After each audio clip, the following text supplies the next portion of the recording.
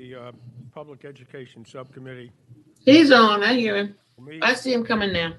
and our first speaker, in fact, our presenter for today is Holly Coy, the Assistant Superintendent of Public Schools, Public Instruction. Ms. Coy, are you there?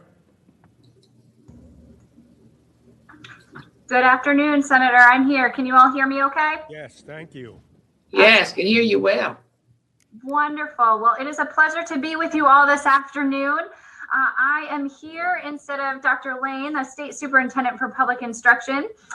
He is the Secretary of the Board of Education, and they have had a long agenda today and are still in the midst of discussion. So he may be joining us later, but I am going, if it's all right with you, Senator, Mr. Chairman, to jump in to the presentation from the department. That's fine. All right, let me just get my screen up here.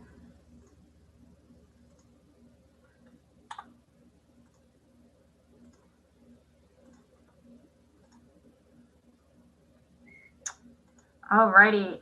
I hope you can all see my slides here. There we go. So this afternoon, we thought that we would give you some updates from the department about our work with divisions over the last year in light of the pandemic, some of the impacts, outcome data that we have about all of that, as well as sharing a bit about kind of how that feeds into the discussions you all are having about bills and budget this session, and touching on a couple other quick notes for you all. But I'm happy to answer questions related to this presentation or other things that you all have along the way. So just starting with a quick overview of the governor's budget and bills as it relates to K-12 this year. There isn't anything here, I don't think, that will be too surprising to you all. Obviously, the hold harmless for enrollment for our school divisions is perhaps the heftiest, both in its importance and in dollar amount, coming in at about over $500 million. And this is to address the enrollment loss that divisions have faced in the wake of the pandemic. And we'll get into some of the data and trends behind that here momentarily. I've also simply noted the school counselor funding, the 2% bonus for school teachers, some investments in early childhood, as well as investments at the central office related to our cultural competency efforts and the legislation before you all this session that is a result of the work of the African American History Education Commission to support our teachers and our schools in providing culturally responsive instruction and support in the classroom. As it relates to bills, there are also bills related to the establishment of a STEM commission, establishing guidance, asking the Board of Ed to establish guidance for governor's schools, adjusting a very small piece of the early childhood interagency transition that you all approved last session. There was just one piece around the quality rating and improvement system, and due to COVID, wanted to give our child care providers essentially an extra practice year before they were required to participate in that quality rating system.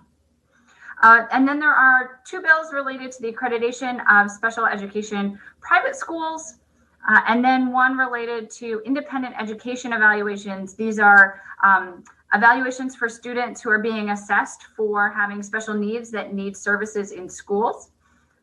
So that is a quick snapshot, high-level summary of budget and bill items. So I'm going to shift here to talk a little bit about statewide efforts to support our public schools throughout the pandemic. And just wanted to kind of provide a holistic picture for all of you to understand the role of the department, along with our colleagues in the governor's office and at the Department of Health in supporting our schools. So there were a wide variety of tools that we deployed over the last year. Recover, Redesign, and Restart was a guidance document that was really kind of instructional and operations focused for our divisions. We expanded offerings with Virtual Virginia online learning program that is a program of the state's. providing kind of FAQs, updated instructional guidance, health guidance to our divisions, and just staying in constant communication with weekly calls transpiring between the state superintendent for public instruction and our local divisions over the last year. From a health perspective, just by way of a snapshot, as you all know, the schools were closed by Governor Northam in March. And then in June, the governor released phased guidance for Virginia's schools, which provided a phased approach for bringing students back to school in person and allowing school divisions to open their doors for this first time to students and staff. Then in October, the CDC released indicators for decision making, and the Department of Health issued an updated guidance document for divisions to help them understand how to take those indicators for decision making from the CDC into account and apply them to their local context. And that was the intent of that guidance, was to be a tool for divisions to apply those indicators within the context of their local community and their local schools. And then just earlier this month, a new document was issued, interim guidance for reopening pre-K schools. And this was designed to consolidate and replace all of the previously issued guidance and support to divisions. This was based on the latest science, the latest understanding of the transmission of COVID-19, as well as the understanding of the mitigation tools that are most effective. I'll share briefly with you just two notes from that latest document. The first here is a 5-step process for reopening schools. Again, this is a tool that we hope our school division leaders, in collaboration with local health directors and their school boards, will use to assess what reopening really looks like in their local context. So you see that it will include self-assessment of implementation of mitigation strategies, determining whether or not a school has been impacted. If they've been in person, if they've been open, how have community transmission rates impacted or not their particular school? Assessing the level of community transmission broadly, understanding community needs, and then finally kind of deciding which student groups to include for in-person instruction and how to phase back groups if not all students can be served at once. And so in that last category, the new guidance also provides this decision matrix. These are not requirements for divisions, but again, these is a framework for our school divisions to help inform their operations. So across the top, you'll see the level of community transmission. Is it low, medium, high, highest? And then along the left-hand side, you'll see the level of school impact, or the ability of a division to implement mitigation measures successfully. And it is the combination of these two things that the CDC recommends divisions take into account when they're considering reopenings.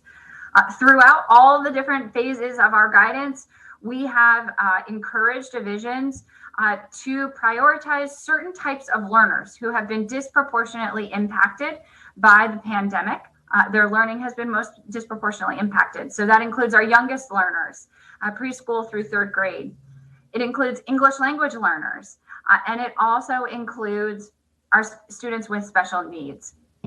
And so throughout this, we continue to prioritize certain groups of learners, understanding that social distancing and other mitigation strategies sometimes limit a division's ability to bring students back for in-person instruction. Ms. Coy, Yes. I have a question. Yes. The Secretary of Education told me over the phone that by the first week in March, all of the teachers, this is what he said, the teachers in Virginia would be inoculated with both shots by the first week in March. It seems to me that if that's the case, within about 2 weeks after that, we really have to look at getting the schools 100% open.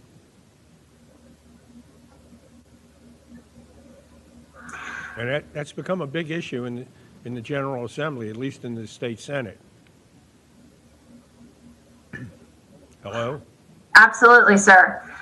So, Mr. Chairman, I will note just a few things around that. My understanding is that that was an estimate for vaccinating teachers. School staff is in phase 1B. As you all are more than well aware, the rollouts there at the local level have varied as the supply remains very limited. I will say generally in our reopening guidance, vaccinations are not a prerequisite for reopening. The science is clear that schools have been able to operate safely without, vast disruption, even when community transmission levels are high. And if they are implementing mitigation strategies consistently and effectively at all times. Our guidance doesn't pair specifically with vaccines, but certainly we understand and recognize the value that vaccines, that protection that it brings to school staff of all kinds, and share the goal of ultimately serving our students in person as soon as we can.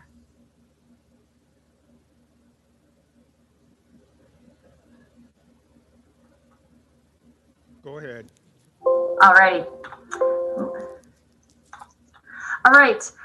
So while those other documents I shared with you are guidance for divisions to consider, there were a number of state policies that were mandated with our schools. So executive orders, some of those did apply to schools, such as Executive Order 72, requiring the use of face coverings.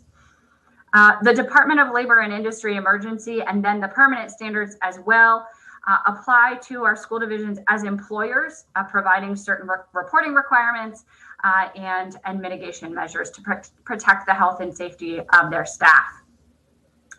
Back in June, when we issued that first phase guidance, when divisions were and school buildings were opening their doors for the first time, there was an order of the state health commissioner that required health plans to be submitted by any public or private school before reopening in phase 2 or phase 3.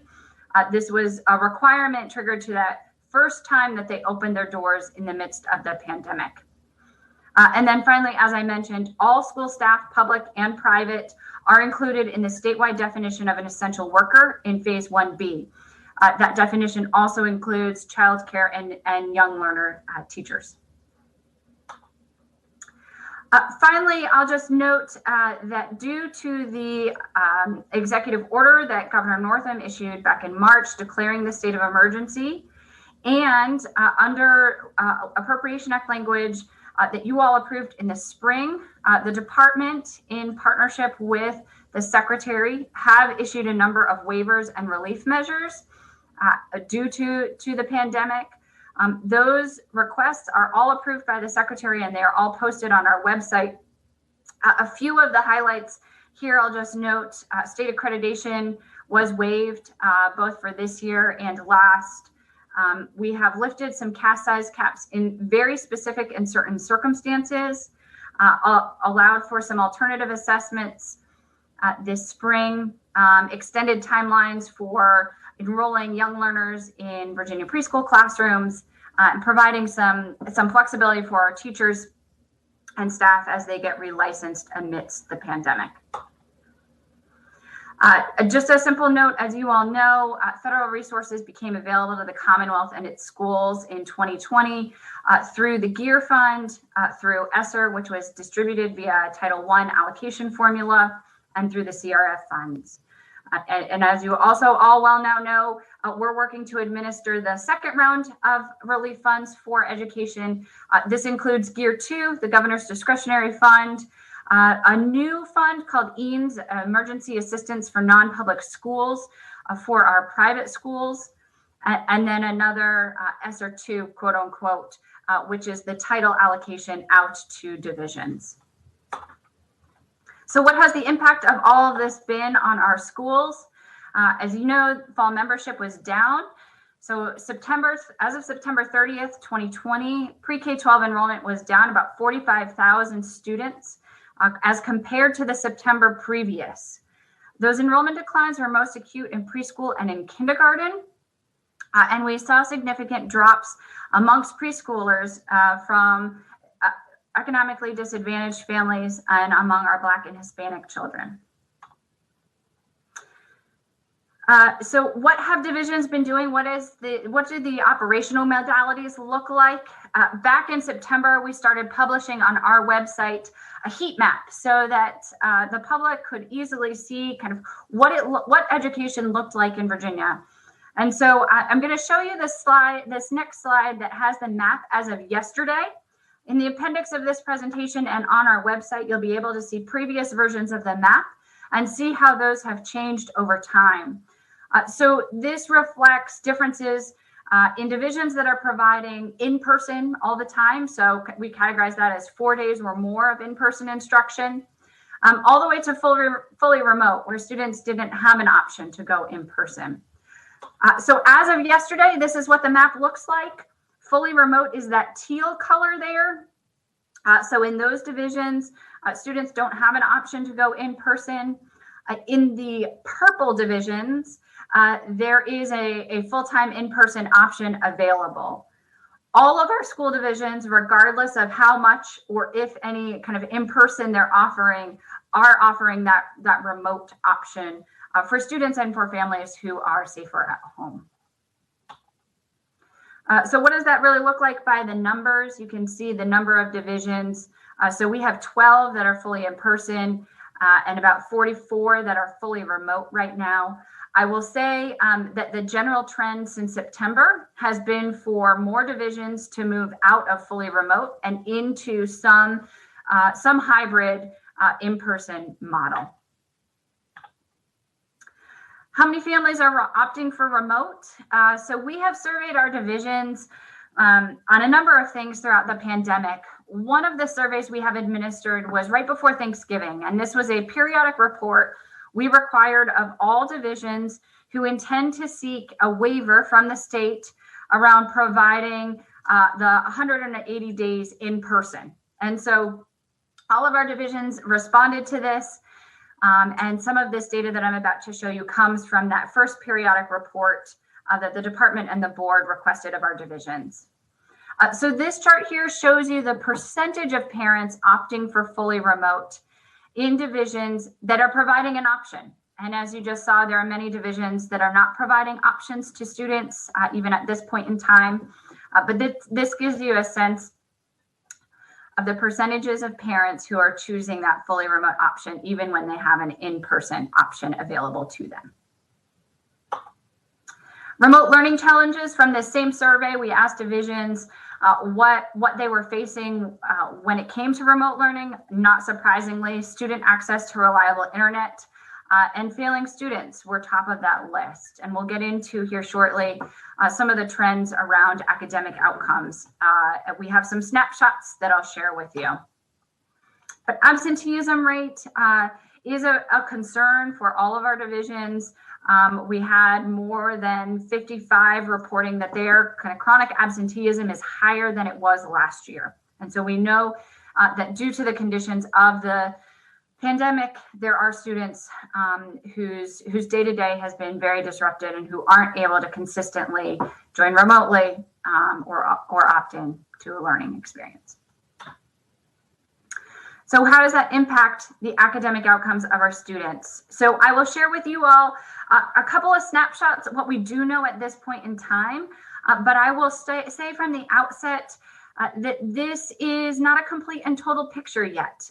We have heard anecdotal trends from divisions, but at the state level, the data is still pretty limited. And so as the year continues, we will be collecting additional information.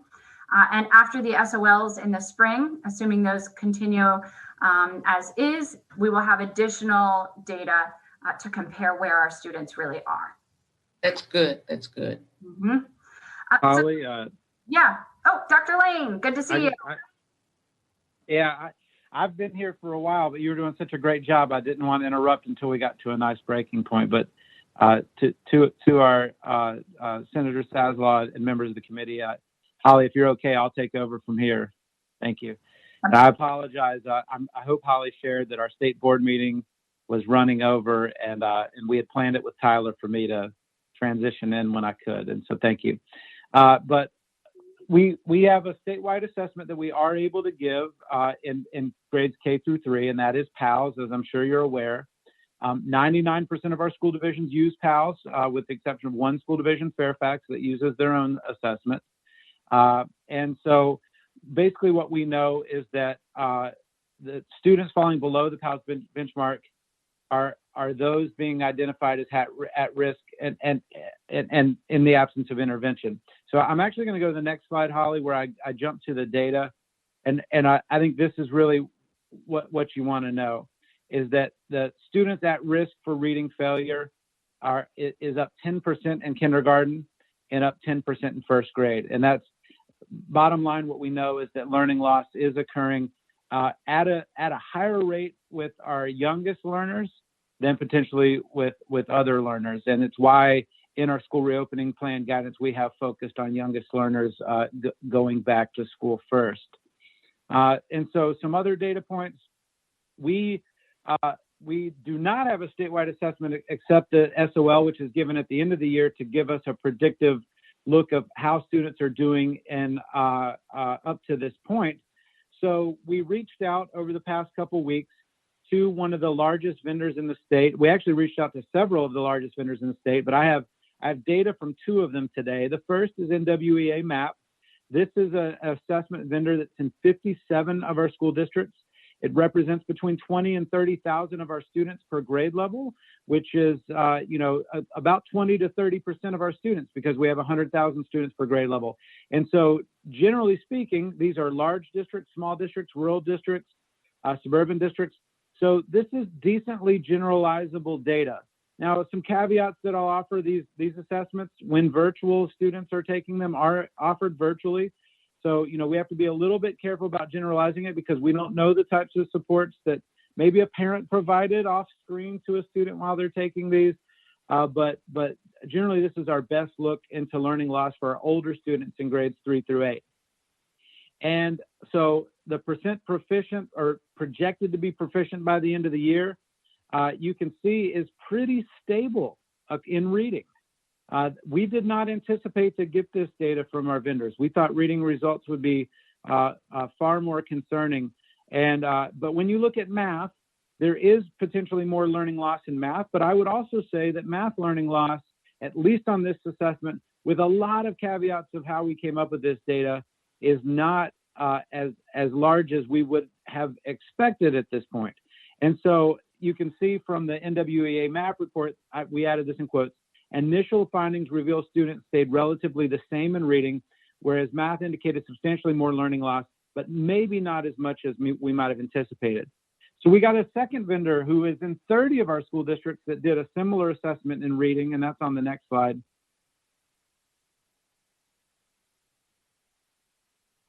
Oh, sorry, that one's in your appendix. But STAR reading is in 30 of our districts, and the STAR reading results indicate a very similar trend, that reading learning loss may be stable. And so let's look ahead a little bit, but please do check that out in the appendix.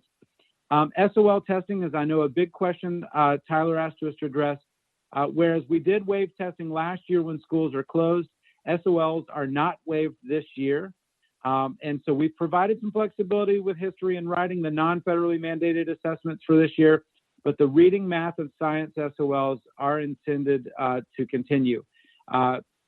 Certainly, we're tracking whether the federal government is going to offer waivers. To date, certainly the previous president's administration and the new president's administration have both indicated to date that there will not be waivers in this space. So I think we can anticipate that SOLs will continue. Frankly, SOLs have already started. Our secondary students in a lot of schools are on a fall and semester schedule, and they take their SOLs in the fall, and they've already begun that. Our windows, we've expanded to give as much flexibility as possible. And so SOLs will be taken from now to the end of the school year, with a 10-day gap just to move from the fall semester to the spring semester in March.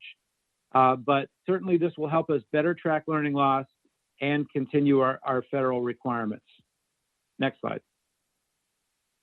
Of course, we're also working on the 3 JLARC studies. We, in October, had released the operations and performance of the Department of Education. In November, Child Services Act and private school special education placement day costs, day placement costs, and then, of course, in December, the special education in Virginia. We've already begun work on these we have a plan in place to begin addressing them moving forward. Certainly can go into more detail on this, but we take the JLARC studies very seriously. One thing you can find with the department is when there's an issue, we correct it quickly. Many of you may remember that I came before you 2 years ago because we had a large number of findings in the finance area before I arrived. We quickly addressed that with your support. And I'm proud to say that the audit that was released on the department this week from the APA had no findings in budget, finance, or in technology, and only a risk alert, which is a partnership that we have with VITA. So we're going to take that same focus and passion that we put into cleaning up finances at the DOE, and we'll put it into making sure that we meet all of the recommendations from JLARC and have already begun to do so. And so that is our presentation in a nutshell. Those are the areas that Tyler wanted us to address, but we're here to answer any questions that you have and support our Senate in any way. Thank you for the opportunity to come before you. Are there any questions by the subcommittee? Getting back to what I'd asked before you got there, with the Secretary of Education saying that all the teachers should receive both shots by the first week in March. The Senator Saslaw have his mic on. I could barely hear him. All right, I'll put it closer. Can you hear me now? Oh, much better. Thank you. The Secretary of Education said that the teachers would all receive both inoculations by the first week in March. That being the case, you know, it's getting harder and harder to tell parents that we're not reopening schools. And we come from Fairfax, which is, I think, still totally virtual. I mean, how do we begin to move away from this and start moving them back into the classroom? Thank you, Senator Saslaw, for the question. I'm sure you're aware, and we also have provided some of this information in your presentation, but our new guidance was just released a couple weeks ago. I got asked a question at the press conference around, you know, should we wait for every teacher to be vaccinated before we open? And our answer is absolutely no. You know, the data is pretty clear that if you can do strong mitigation strategies in your schools, if you can, if there's no impact to the school community, even in the context of high number of cases like we're seeing right now, schools can open very safely. And so we wanted to make sure, and our guidance was released intentionally at that time, we wanted to ensure that schools started preparing to open and didn't just wait for the vaccine. But certainly the vaccination is a huge part of the strategy, and we feel very strongly that once all staff are vaccinated, that our schools should be opening more and more. We're already seeing that trend. As you saw in the chart, we're down now to only 42 to 45 divisions that are remote.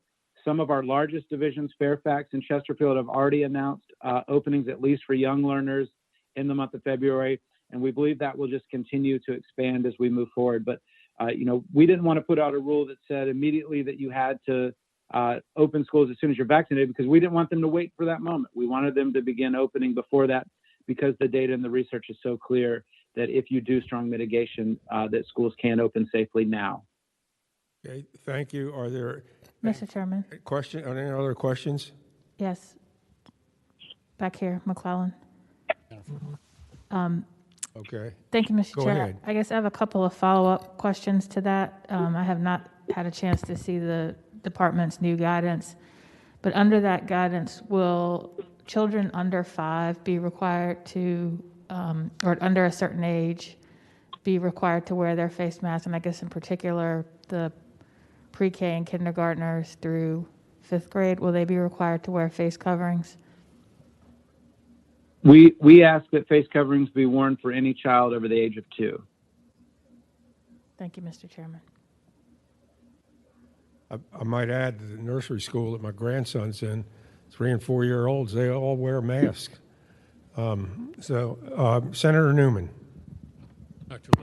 Dr. Lane, thank you for the presentation. It's helpful. One item that you might want to add into your criteria is we happen to have a lot of private schools in the Lynchburg area, and all of them are open completely and have been since September. you might just want to look at some of the data that's coming out of those, but it's a pretty good pilot for you guys to look at to see how it's being done successfully today in really all grade levels. So it may be another item for you to look at is, are the privates open? How are they doing? What's the impact that they're having of being open on the COVID? Sorry, Mr. Chair, I have a couple Thank of you, more. Senator. Senator McClellan. Thank you, Mr. Chairman. Excuse me. Go ahead. Thank you, Mr. Chairman. And so can you remind me, Superintendent Lane, in the governor's proposed budget, was there anything in there to account for anything to the school divisions that would help offset increased sort of cleaning or sanitation or any of that they need to do? And here's why I'm asking. I understand better than anybody how important it is to have our kids back in school, because I have a kindergartner and a fifth grader at home. And I understand that generally the science shows that children are not affected in the same way that adults are. But I also recently saw a study that said how children are spreaders, and we have seen with other communicable illnesses how children can be spreaders. And in many school divisions pre-COVID, you had teachers asking parents to bring in Clorox wipes. And as these school divisions, as you have schools that are going to need more money to provide the cleaning that we will need to make sure we're doing everything that needs to be done under the COVID protocols.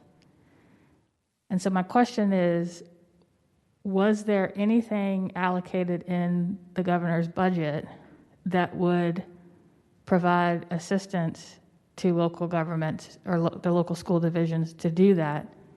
Or are we just relying on the usual division of state versus local funding of the schools? Thank you, Senator McClellan, for the question. And I should say, I know we went through the guidance quickly, but there is a 5-step process that we ask schools to look at before they open it. We're not saying just open, of course. We're asking that they look at the impact to the school. We're asking that they look at community transmission. We're asking that they look at their ability to do the 5 key mitigation strategies. And as you mentioned, cleaning and disinfecting is one of those, along with mask wearing and respiratory etiquette and hand hygiene and social distancing and contact tracing. And then, of course, we ask them to look at the capacity. Do they have enough teachers that are not high risk that are able to do the work? And so we consider all of that. But to your question about resources, the state budget specifically does not have a state appropriated line item to focus on that. But I know we went through it quickly, but the CARES Act money is the primary tool that we're using to support that. In the latest round of CARES that the president signed on December 27th, we received $930 million for Virginia, of which 90% has already been sent directly down to school divisions. So it's done by the Title I formula, so it overweights communities in poverty in the way we distribute those funds. So I'll give Richmond City as an example. I believe Richmond, off the top of my head, got $54 million in that latest round of CARES money. And of course, the expenses related to cleaning, disinfecting, mask wearing, along with other things, is allowed in that. And for a sense of how much that is, that the money they got just this month is 4 times as much money as we gave them in the first round of CARES Act money. And in the interim, of course, they also received some of the coronavirus relief funds. And so with a huge infusion of federal dollars, I would, and with a runway to spend those till 2023, we feel really strongly about that, and obviously are looking forward to future discussions at the federal level about continued relief in those areas. Thank you. Thanks, Mr. Chairman. I think it would be useful if, in addition to seeing how many school divisions do various things on your heat maps, if we had some indication of how many students were in each of those divisions, and some idea of how many students are actually in each category. That's just a comment. Thank you. And I'll just, Senator Sazal, I'll just say quickly, we got the same request for the board, from the board this afternoon as we head to our next periodic report. So we're gonna build out some size of impact. And I realized I hadn't commented on Senator Newman's question. Senator Newman, I just wanted to let you know as well that we did provide data on outbreaks and other information from private schools with our superintendents as we gave them examples of successful reopenings. But again, Senator Howe, yes, we will continue to develop our heat map to provide more information. And frankly, if you actually go to our website in the heat map and you toggle over a county, it does give you that information. But it's not on the stock map that you see here, but it will actually populate more information, and we'll add more and more information to each county and city. Are there other questions of Dr. Lane? Thank you, Dr. Lane. Thank you, Senator Sazal. I thank Holly for stepping in for me for a few minutes while I've wrapped up the board meeting. Thank you so much. Thank Dr. Coy.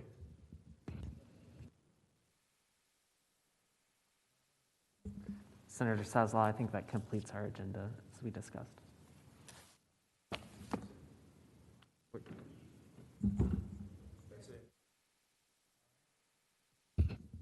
That completes our agenda. So unless there's any other business, the subcommittee will rise. Thank you, Mr. Chairman. Thank you, staff. Good report.